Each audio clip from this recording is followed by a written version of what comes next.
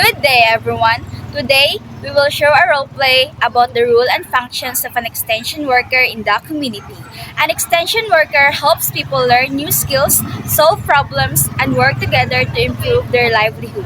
In this story, we will see how an extension worker helps farmer and community members in different situations. Mami, kumusta ka na kung makaroon? Isod lagi kay Kia, gamay na kayo ani sa mais. Ako po ganit, di pa rin sa una nga, nagkakita kong alis sa mali. Oo, siguro sa panahon, tapos ikapoy na siguro sa tangyuta. Siguro, usahay gani, makahuna-huna ko kung saan pag mamay sa mga.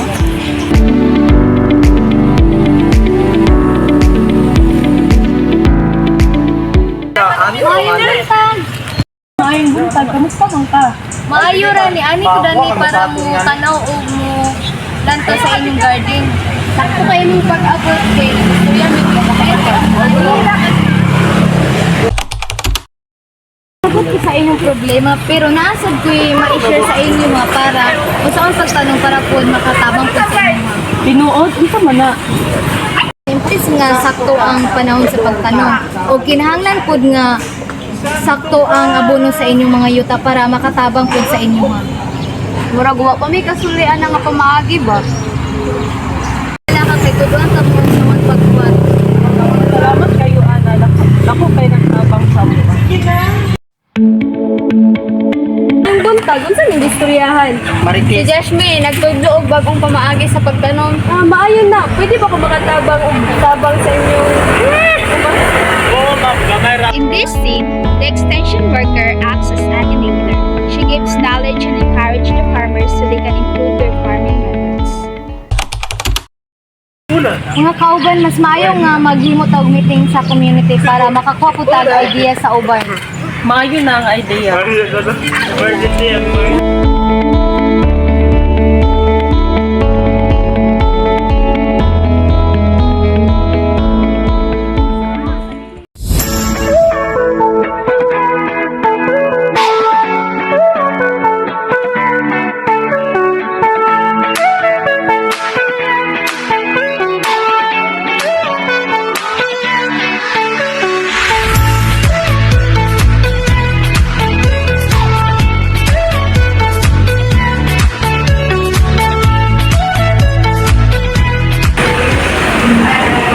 Sige, mangutana ko sa inyo.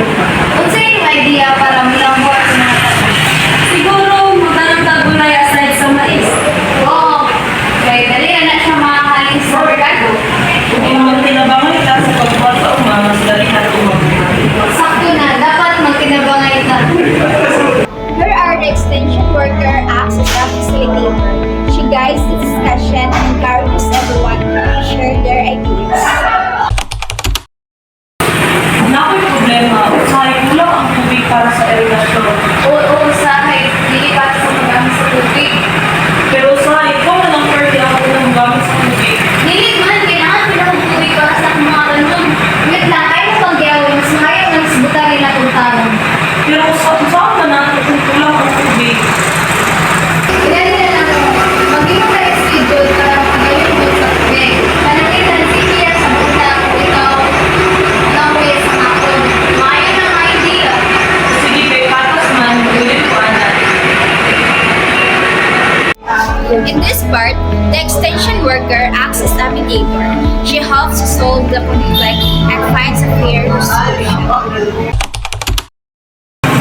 Jasmine, ang sama na mga nagpapawala mo lang ba ang komunidad? Pwede mo mag-offer sa solution para sa mga ito. Gusto may tabang anak.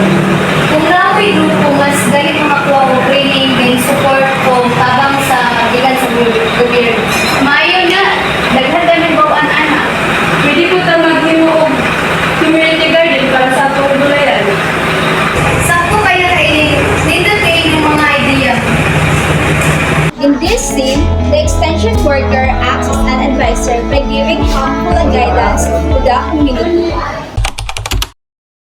Everyone maghimot o community activity kami sa Sabado para magtanong ta sa mga kulay dito sa communal garden. Ako mutabang kung ingon sa mga kamatag. Ako ang mutabang sa pag-anam sa yuta. Magdala kong mabili sa kulay. Salamat kayo sa inyo.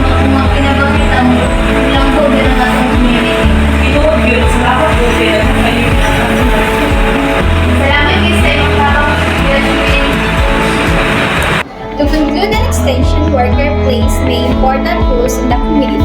They can be an enabler, facilitator, mediator, advisor, and organizer.